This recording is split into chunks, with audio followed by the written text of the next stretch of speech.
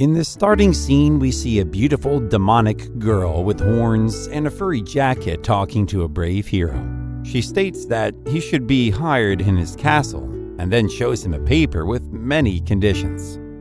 The hero looks at those conditions and is stunned to see them. He doesn't want to be attracted by the golden conditions, but has no choice.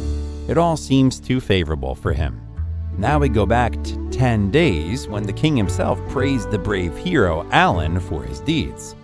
The king tells him that his recent deeds are truly remarkable. In a respectful stance, Alan thanks the majesty and gets some rewards. But when our hero takes those rewards, something weird enters his mind. There's a whole box with just a few gold coins in it, which stuns Alan because he just had one of the toughest battles of his life. Confused, he asks the king whether that's the only reward he's getting for the battle he fought. The king replies back and says that's right. Alan stands up for himself like a passive-aggressive girlfriend and tells the king that this time he defeated top-class demons and the Lord Rukifugus, who destroyed 7 towns alone. Moreover, this mission was an S rank, and he received such low pay. Suddenly, the king's eyes changed, and he raged low-key on Alan. The king says that even though this mission was a complete success, the damage Alan did to the city was something that cannot be forgiven. He then said that Alan should be bearing the cost of all the damage that he did.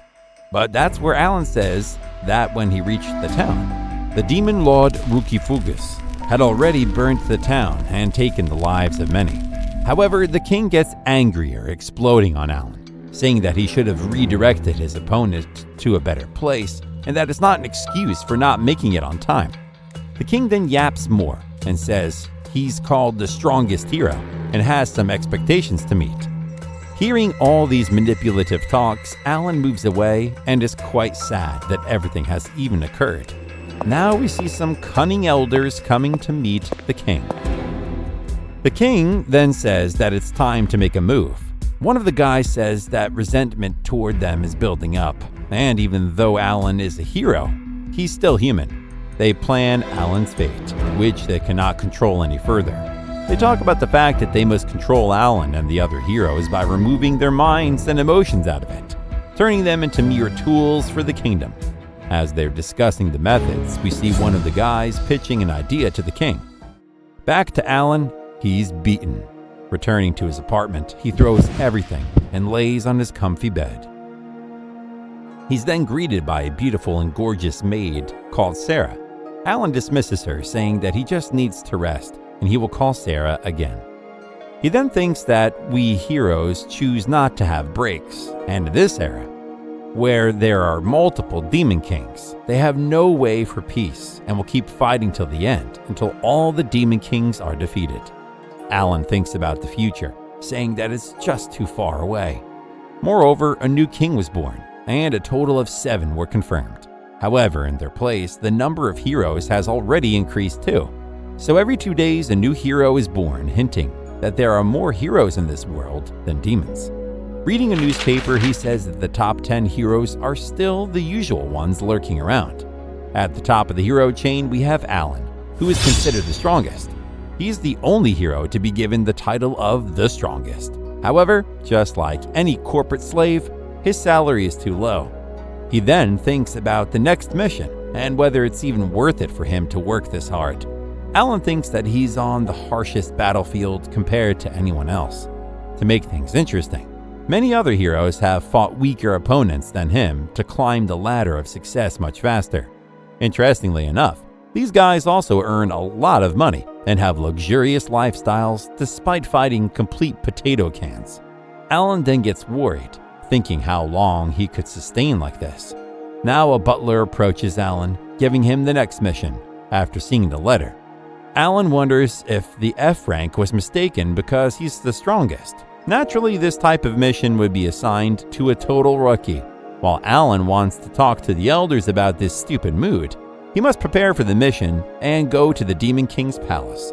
As soon as Alan wears his cape and goes away, Sarah comes in and a little disappointed to see Alan go away so early. In no time, our hero arrives at a giant castle that looks like Dracula's living place. As he's wondering about the big castle, Alan opens the door and is stunned to see what's happening inside. There's a big door that looks odd, and suddenly he sees a demon with 2 horns inside. We see a demon queen with a very big heart, and she says that she invited Alan to her and is happy that he got the invitation. This demonic girl says that it's more of a challenge than an invitation, pointing out that she wants to have a one-on-one battle with the strongest hero. Alan gets excited by the action and is ready to move forward.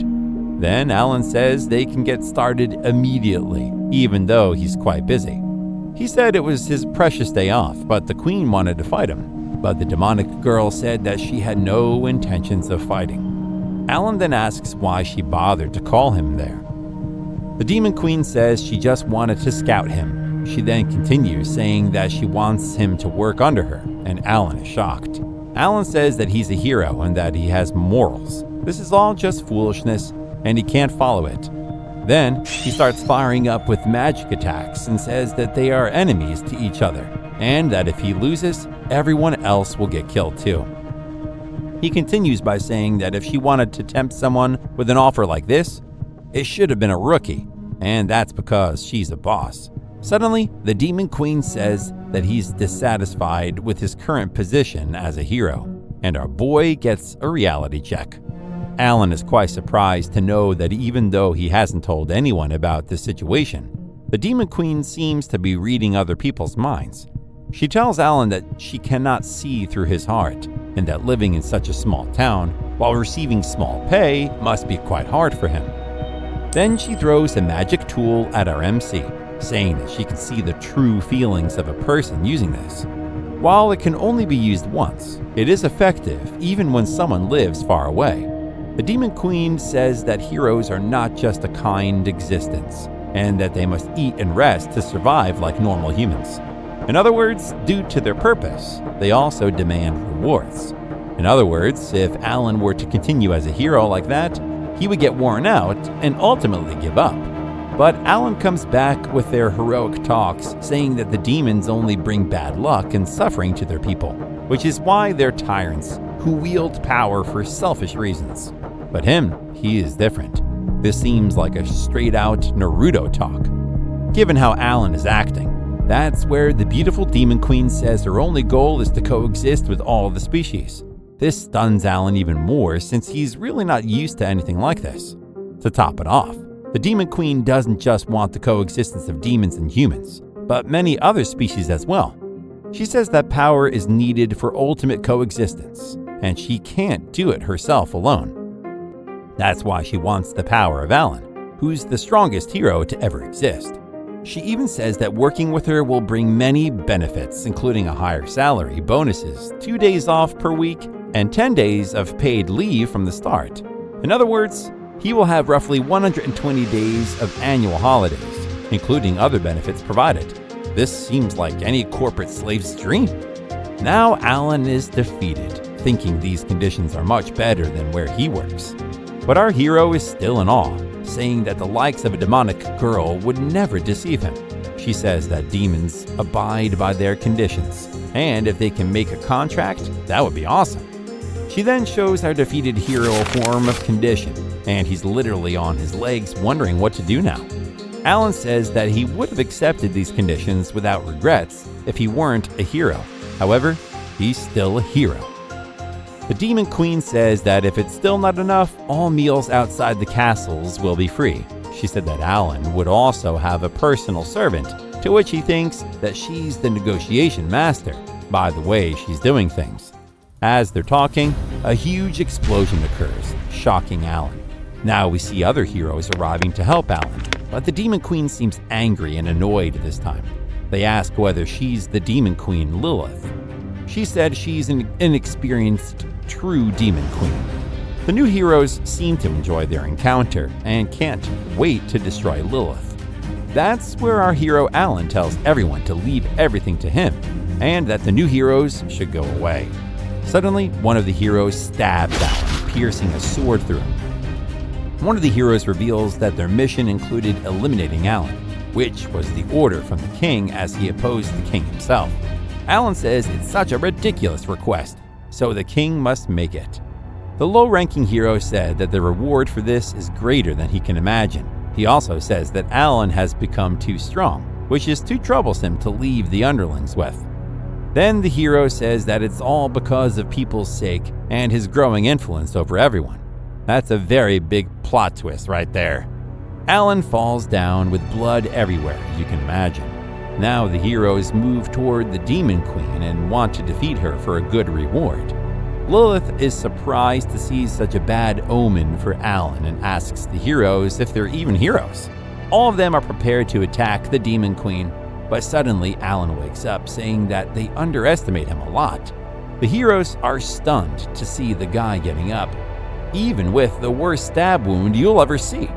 Alan says that if he could die from his heart crushed, he would have been dead a long time ago.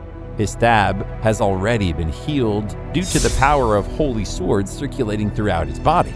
In other words, any bruise that hit him aren't nasty at all. Two heroes rush towards our boy, waiting to hit him, and one says that he will turn Alan into minced meat. However, with just a swing of a sword, Alan destroyed them, ending their false confidence. Our hero showed them who the actual boss was. Now in a powerful stance, Alan is in it for action. He shows his primordial sacred sword, which comes on top of all other swords. Now Alan looks at Lilith and says that he would be more than happy to work under her and be hired by her. Lilith gets too happy to hear that. One of the heroes then asks if he's seriously thinking of becoming a demon's minion. But that's where Alan tells him that it's his line. They tried to betray and kill him, and now he's talking about sanity. Alan continues by saying that the king wanted him gone because he was too big of a power for them to tame.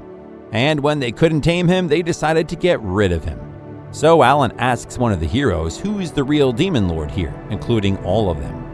The whole talk about fighting for the peace of people is not for the sake of rankings, and if he has to deal with bratty heroes like them, he doesn't want the title of the strongest. He then continues and says that he's no longer a hero because now Alan is a Demon King's sword who wields the sword for his own desires.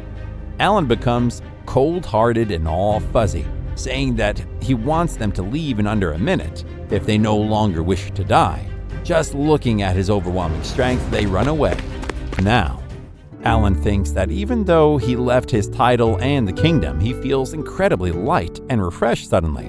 Now he's thinking about all the good things that will come into his life, including money, food, and much rest. He goes to Lilith and says that he's her subordinate from now on. Alan even talks to Lilith, saying she must abide by the contract and not break it. Lilith says that the demons always abide by their contract and that she will uphold it as well. In the next scene, we see a bunch of girls in bed with a noble. Damn, the guy is pretty lucky. Looking like the biggest villain, this hero says he can't wait any longer. What is he referring to? Well, we don't know yet. This handsome noble hero gets up and all the girls suddenly get sad. He, however, says that he's not leaving anyone and will take care of each other. Man's libido must be higher than Mount Fuji. Suddenly, a girl comes into his room, calls the hero Six, and asks him whether it would be okay for them to talk. Six says that he could talk whenever she would like. To this, the assistant girl replies that he's got an order for His Majesty. She calls all the girls outsiders and tells them to move out. However, Six says that they are all his precious lovers, so they're irrelevant. Then he looks at the assistant girl and says that he's kidding and not to make such a scary face. All the women from the room go out. Six calls the girl Reggie Chan and tells her that she won't be popular if she continues making a scary face like that. Reggie says it's none of his business. She's even threatened Six that if he keeps messing around, she will tell His Majesty that he has the intention of rebellion. Six isn't really scared and tells Reggie if she plans to get rid of him like Alan. Reggie looks stunned and asks him why he said that. Six says that she knows all the information about the top hero that everyone would love to know. Moreover, he also tells Reggie that she shouldn't underestimate his network of girlfriends, pointing out the fact that they have all the information. Reggie tells Six that this matter is indeed about Alan's matter, to which Six replies that he wants her to answer him honestly, because otherwise, he wouldn't be able to devise a sick plan. Reggie tells him that all that happened in the demon's palace, and Six says it was bound to happen because they chose the wrong people for this job. He continues saying that he finds the job easy, and whether they want him to kill Alan next. Reggie tells him that they can't fail this time, and that having more people like Six will also affect the royal family's trust. But more than anything, the royal family is worried that the strongest hero is now stacked against them and joined forces with the demon girl herself. Now Reggie directly orders Six to kill Alan, but he gets worried because Alan is the strongest hero. However, Reggie says that the demon lord he teamed up with is a woman. Suddenly, Six starts to smile, indicating that he knows he's going to rizz up any baddie on the planet. So, what's the Demon Queen going to do? To this, Six replies that he now understands the king's intentions, and that he wouldn't kill Alan since he's a guy. In other words, there's no longer any problem with killing him. As soon as Reggie is about to leave, Six tells her that they haven't discussed the payment yet. Reggie asks if he would like to go with the usual. Six says that since this time looks quite challenging, he would like to go with 100 people. The reward should be him getting 100 beautiful and cute girls, after which he would take on the task of killing Alan. Ranked as the 7th strongest hero, Six is self-proclaimed handsome man famous for his love of women. Every time he defeats the Demon King, he wants women as rewards, and he already has over 100 lovers. However, in the upcoming years, this list will go up to 1,000 if he keeps going like that. Reggie wonders whether the king intends to leave someone like him behind. Moving back to our hero, Alan thinks that he's still just dreaming and everything is unreal. He feels like he's been set free and a new life is beginning if he's not a hero anymore. Alan then looks at the Demon Queen, asking her to explain various things to him. She says that he should just sign the contract and that she's already told him almost everything. After Alan picks up the agreement, he sees that it involves pouring their blood on the contract to form it correctly.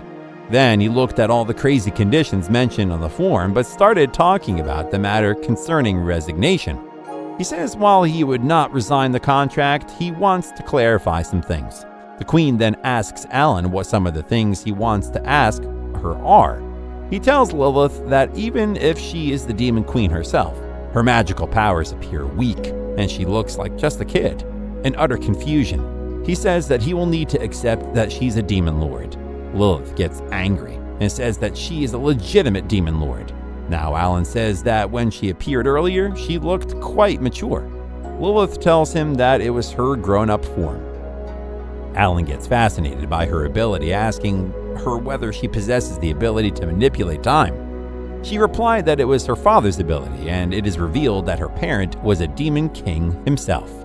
She then reveals that her father is the most unlucky demon king ever, and Alan is stunned to find out that she is the daughter of Satan himself. In other words, Lilith is the daughter of the most evil demon lord in history, who existed 100 years ago. This demon lord is known for commanding other lords, putting him in such a higher place that none other could. Moreover, Alan then becomes concerned and asks Lilith if she would become a demon lord like her father. To this, Lilith says that she wants to become a great demon lord like her father. She even goes as far as to say that she would do anything to make her father's vision come true, indicating that she wants to be on the same path as her father. As she's talking all the smack, she suddenly gets dizzy, but our hero is there to pick her up.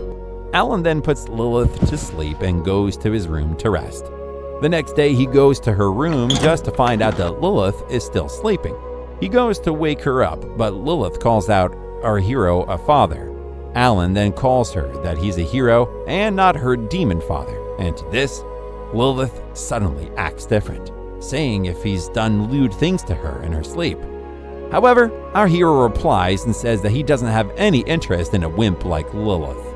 Alan asks Lilith about the necklace, and she says that it's a keepsake that her father left for her. Moreover, this pendant is the main reason why she can turn her into an adult form and survive on her own. He goes to ask Lilith an important question: if she's available in this castle, why doesn't he feel the subordinates?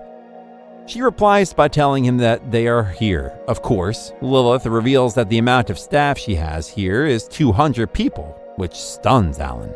However, it is revealed that there are only 2 people in this castle, which worries her more.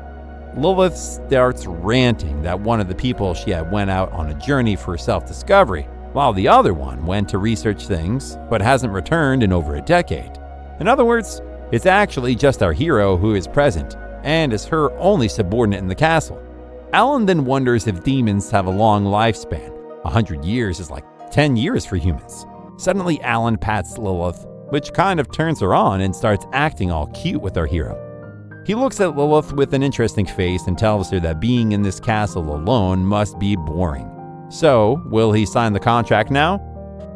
He tells Lilith that he's excited to work under the conditions of the contract, to which she agrees. Now, the two cuties form a deeper connection with each other, and Alan gets to sign the contract. Suddenly, a loud noise appears outside the room. On the other side, we see Six putting a big hole in the castle and meeting Lilith and Alan in the room. Right off the bat, Alan tells him that he didn't really come to rescue him. Six confirms and says that, of course, it's the opposite. He then looks at his belt side area, which confirms that Six can use the time and space ability using this pendant. When Six looks at Lilith, he says that she looks like a child and pretty below his expectations. But that's where he says something so odd that he would get canceled in the world today. He says that even if it's a kid, they have a promising future, so they are welcome. FBI, open up! Alan warns Lilith that even if he looks like a sweet guy, he's unbeatable when it comes to women. He then says that he would help her and that Lilith should stay at a distance. Suddenly, Alan sees Lilith being hypnotized by Six, and Six says that it took too long for Alan to realize that it's too late. This was Six's holy sword power, and he showed its true essence when Lilith jumped towards Six to go with him. This sword has a fascinating charm that can easily manipulate all kinds of women. Alan then gets a glimpse of Six's abilities and asks him when he manipulated Lilith. He doesn't respond, but says that the child is all his now. Six orders Lilith to kill Alan, and she certainly swings her sword at the hero. Things are looking progressively difficult for our hero Alan, as the girl just keeps wanting to maul him for whatever reason. Alan asks Lilith to stop, but according to Six, his voice just can't reach her anymore. Instead of getting emotional like Six wanted, Alan got serious about battling the demon girl. This surprised Six because he didn't recognize Alan as a rookie hero. Alan readies himself, trying to knock Lilith unconscious, but surprisingly, Six controls Lilith by putting a sword to her neck, threatening Alan not to go any further. Our hero is furious at Six for using such a dirty trick, something no true hero would ever do. Six says that there's simply no way to win this battle, so he might as well stop trying, but Six says that he would love for him to join forces. Then Alan is surprised to know that Six just wants the two of them to take over the world, and he completely believes it. He continues by saying that someone as strong and invincible as himself can make any opponent in this world surrender. That's one of the reasons why joining sides with each other will work so well. Alan doesn't understand why he wants to take over the world. He accuses Six of using his powers like the Demon King. However, according to Six, both of them are heavily dependent on the kingdom, which is why they should join forces together. And once they are together, he'd be able to get all the girls in the world, which is his main motivation. However, Six says that there would be a share for him too. Then Alan says that despite this shiny opportunity, he can't just bring himself to reach out to such a tempting offer. Both then start to cultivate a deep hatred for each other, and our guy Alan is now ready to fight. On the other hand, Six is also ready to destroy Alan because he views him as the bad guy. But right now, since Alan already signed the contract, he can't just kill Lilith. Six replies to him and tells him to let the girl kill him, which is also the duty of the superiors to their subordinates. Six says that it's useless to blame her because she cannot resist his manly charm. On the other hand, if only Alan had been born a woman, Six would have pampered and protected him. In response, Alan replies that unfortunately he's not interested in wicked and frivolous men like him. As Lilith attacks our hero again, he presses the pendant given to her by Satan, creating a massive shockwave that brings Lilith back to her senses, leaving Six stunned. Now the girl has transformed into her adult form. Six gets a turn on just by looking at Lilith and tells her that she's got an amazing figure. Lilith gets creeped out and asks him not to stare at her. She even said that she was ashamed that she had been manipulated by a man like him. Now Six gets an even bigger motivation to make Lilith all his. He warned them that he was going to show them with a power greater than anything that they have ever seen, and this power cannot be resisted by any woman. But nothing happened after Six used his powers, and it was due to the holy sword of Alan that could change the wind's direction, so the seductive particles wouldn't harm Lilith. He makes a huge wind wave using his ability, which pisses Six out. And now he wants to defeat Alan and then enjoy the process slowly. However, as soon as the handsome hero tries to attack Alan, he gets overpowered, and his sword breaks with just a single swing of Alan's sword. Alan then tells Six that even though he is a certified womanizer, he is just not fit to be a hero and should quit. From there, he uses some kind of magic on Six to make him blow far away from the castle, which stunned Lilith. She is surprised by the fact that our hero showed no mercy, and even without the holy sword, the hero is strong. Alan asked Lilith for compensation for what he had just done, but unfortunately Lilith rejected him. Lilith gets happy with what Alan did today and tells him that she appreciates all that he did for her, and she will depend on him from now on. Then Alan replies, saying that he will do this exact same because he is Lilith's subordinate. Hearing those sweet words, she blushes and smiles with her teeth coming out of her mouth. Their whole interaction turned into something cute, and they were just not expecting.